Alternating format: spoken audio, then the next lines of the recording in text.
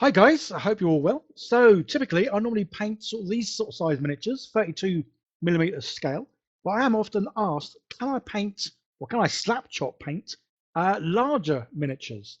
And obviously I'm here to sort of show you that, yeah, I think you can. You will see my cat every now and then. She does like to sort of jump on my desk while I'm painting. So these cool looking miniatures are part of a Kickstarter that's starting next week, and it's the Grimdark Corpse. I will leave links down below where you can find out more information, obviously, about these awesome looking people. This Kickstarter features miniatures and terrain, perfect for tabletop war games, especially like role playing games, Warhammer 40k, and any of your favourite sort of grimdark games, really, and would definitely fit in well with the Trench Crusade.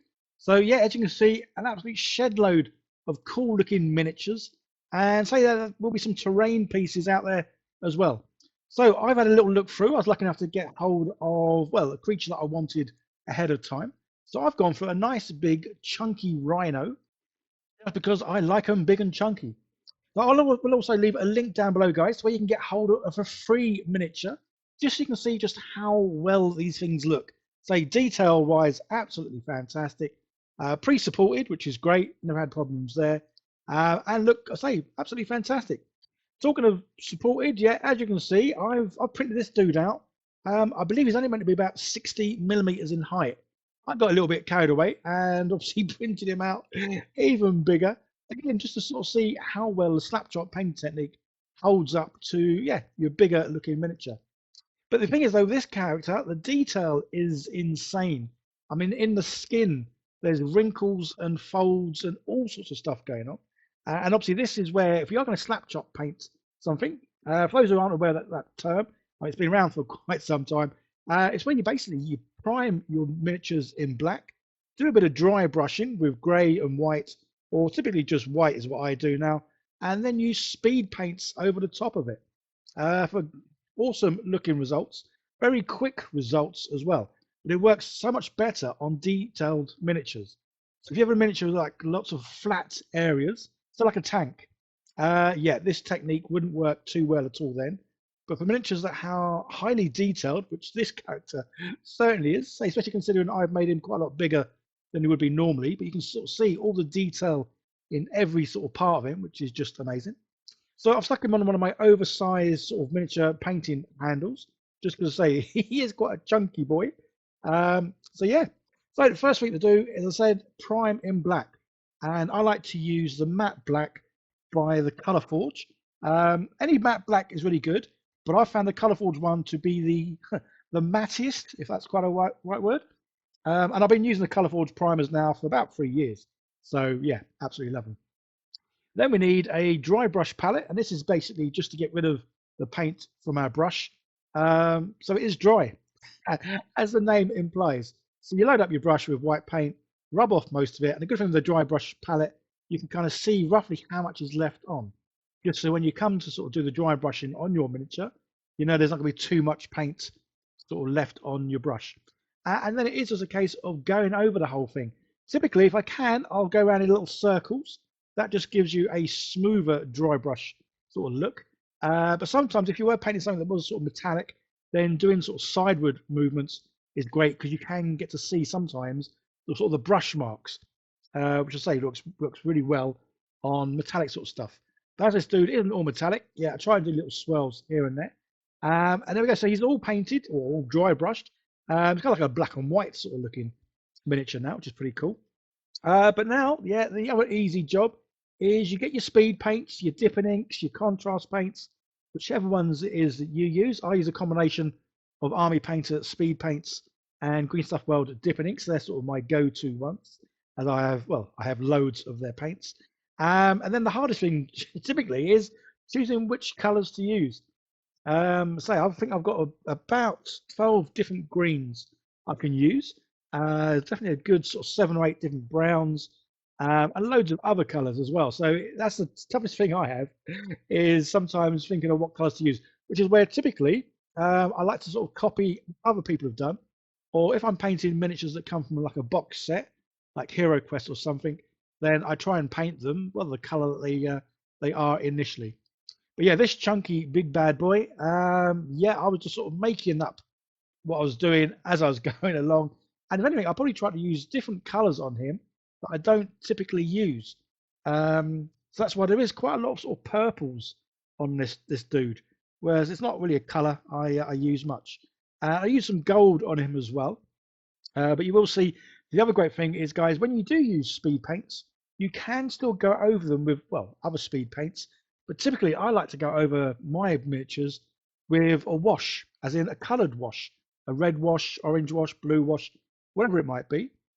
But yeah, I find getting great results from that. So one of the things that sort of turned my love for painting around is when I first started painting, everything had to be perfect. If I made the smallest of errors, it just threw me off. I didn't then enjoy painting something. And yeah, I kind of struggled. So, guys, when you're painting something, don't try to be a perfectionist. Don't try to get it right. The main thing I can say is have fun. If you have fun painting a miniature, then it comes out, it will come out fine. It'll come out great. It's when you sort of struggle too much and you want it to be too good, yeah, that's when the fun seems to go out of it as well.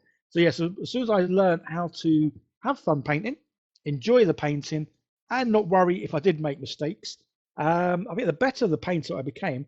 Plus, the more you experiment, the more you try. I say using washes over speed paints is something I never would have done, but it's something I do probably more than I probably should do. But it's because I just love the effects it can give. It can really sort of change the colours, especially when obviously you've got, let's say, lots of detail images like this. Then the nooks and crannies really are going to sort of have a lot of that paint go in, and it's just going to change the overall look of it. But yeah, so guys, don't forget to check out the links down below to say where you can get this awesome miniature and a whole lot more from. So the Kickstarter, I believe, starts next week on Wednesday. But if you keep clicking on the link, it will give you information about when it's going to sort of start, and you can leave your email, and then it notifies you, which is pretty cool. In fact, I'm going to take a quick break from painting and show you their intro video, which shows all the kind of miniatures that you can expect to get from the Kickstarter, just because I think it's absolutely amazing. In the trenches, the righteous await to give the legions of hell their fate. With knife, bullet, flesh, and faith we will stand to drive demon and devil from our land. In the name of God, in the name of right, we as children trod, we as soldiers fight. We are his clenched mighty hand from above. Please bless as we tame and purge the land. To the enemy we press. The demons come for the soul. For the soul. Their hateful wrath takes its toll. Takes its toll. We fight in the name of the Lord. The Lord. Let us put the fiends to the sword. Wow, now they really are some awesome looking miniatures. Yeah, definitely can't wait to, well, get a hold of a few more of them and give them a paint, because yeah, they look absolutely amazing, and say loads of detail, which is just cool. So to say, yeah, using colours, I don't normally use all too much. Definitely the purples and the sort of pinks here. But things like it's nice to try out the different colours, just because, well, I don't know how they look unless I use them. Obviously, all the lids, and one of the first things I do when I get speed paints or any paints for that kind of matter is paint the lids just so I can see exactly from a distance how they're going to look when they're well, when they're put onto a miniature. So yeah, so with this guy, this is one of those jobs that I started doing this and thinking, oh yeah, this would be cool, and then it took forever. I don't know if I could have done this any quicker, other than doing it all pink over everything first, and then doing the purple after. I'm not too sure, but either way, once I did do it, I then thought, well, it doesn't really look like it ties in that well. So this is what I say about using the washes. Obviously, I have a whole variety of different shades of sort of brown and sepias and blacks and stuff. But I do also have a lot of coloured washes, primarily sort of blues, greens, a few oranges, and well, a couple of reds. I say I absolutely love using washes now. over sort of areas I've done where it doesn't look like the colours really sort of tie in. They look too separate. And as I'm not very good at blending colours together, yeah, this is where sometimes putting a wash over a couple of colours helps sort of bond them, unite them, and make them look obviously like they should be together. As you can see, yeah, my cat's well interested in what I'm doing. I think I'm almost bored out to death. And yeah, she's almost having a little bit of a nap there, but keeping a bit of a beady eye on me. So yeah, miniatures come along really well. So I love how he looks. Definition is just insane. And yeah, this is where I say it does make the speed paints really, really come together. I could have just painted this dude or primed this guy in white and then gone over with the speed paints. And yeah, they would have done a good job. They really would have done a good job. But obviously doing the dry brushing and the priming in black just makes the nooks and crannies already so much darker than the raised areas. So that and the combination of the speed paints, yeah, just makes the nooks and crannies a whole lot more contrast in the paint between that and the flatter raised areas. So as you can see, yeah, I do use a variety of paints because I am very fortunate. I do get paints sent to me, just sort of try out. And obviously the ones that I like, then I keep using them. And the ones that are like, yeah, obviously you'll never see them again. They'll be in a drawer somewhere. But yeah, so again here, I'm doing another wash over the tops of something. I think this is where, say, sometimes I might go a bit too crazy using washes, but this is where beauty is in the eye of the beholder. So something that I do, you won't necessarily like. It won't be your sort of well, your sort of taste, and that's all fine. That's the one thing when it comes to painting. We are all different. So again, this is every reason to paint for yourself. Don't compare yourself to others. Just yeah, just paint, have fun, and basically get things from being grey to well tabletop ready, or if not better. If you want to obviously enter competition and the like, then yeah, spend hours and hours enjoying yourself painting something, try and win. Obviously, everything I paint typically it is used in a game of some sort. Occasionally, like this dude, I printed him bigger, so he will sit on a shelf somewhere. Just because he's a lovely, big, chunky looking dude. Obviously, some nice weapons there, and a bit of armor, which is pretty cool. So yeah, nearly finished now. There's the last few sort of touching up bits to do. I've got this lovely shiny metallic paint that I'm going to just go around, and this is just going to go over all the nuts, or the bolts, or nuts and bolts. But yeah, so this dude nearly ready.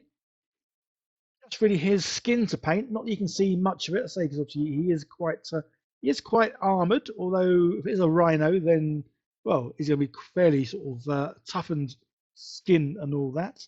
But yeah, absolutely love how this guy's come out. So guys, don't forget to check out the Grimdark Corpse Kickstarter launching next week, as well as the free miniature you can sort of download and print, just so you can see just well how good a quality these miniatures are going to be. I know I definitely want to paint some more of them up, and I say definitely get some of that terrain bits in as well. Maybe make a little diorama, a little bit of scenery for it all to go in. So yeah, last little wash here, and as you can see, just your typical black wash. But again, goes in all the nooks and crannies. And so this is where the detail in this guy is just insane. All these sort of wrinkles and all that in the skin, which obviously if it's printed out smaller, normal sort of size, you'd see it even less, but it is obviously there, and just looks wonderful. So yeah, big shout out and thank you to Grimdark Corpse for sponsoring the video. Let me have access to one of their miniatures early, and to have obviously the fun of painting this big bad chap. So links down below, guys. Don't forget to go check them out to sort of see more about what you can get from this Kickstarter. And yeah, guys, hope you enjoyed the video. So say nice simple painting, but this is sort of my painting style technique for everything I paint now, whether it's sort of super small or as you can see from this case, it's getting super big. But yeah, as I always do, keep it nice and simple, enjoy what you do, and yeah, you'll get the results that you kind of hope for. Shout out and thank you to all my lovely patrons for helping sponsor the channel, and yeah, keep me doing this full time, which is awesome. So cheers for that, guys. There's another video coming up on the screen. Give that a click, see more of what I do. Don't forget to like, share, subscribe, leave comments, all that fun stuff. You guys take care. See you in the next one. Bye for now.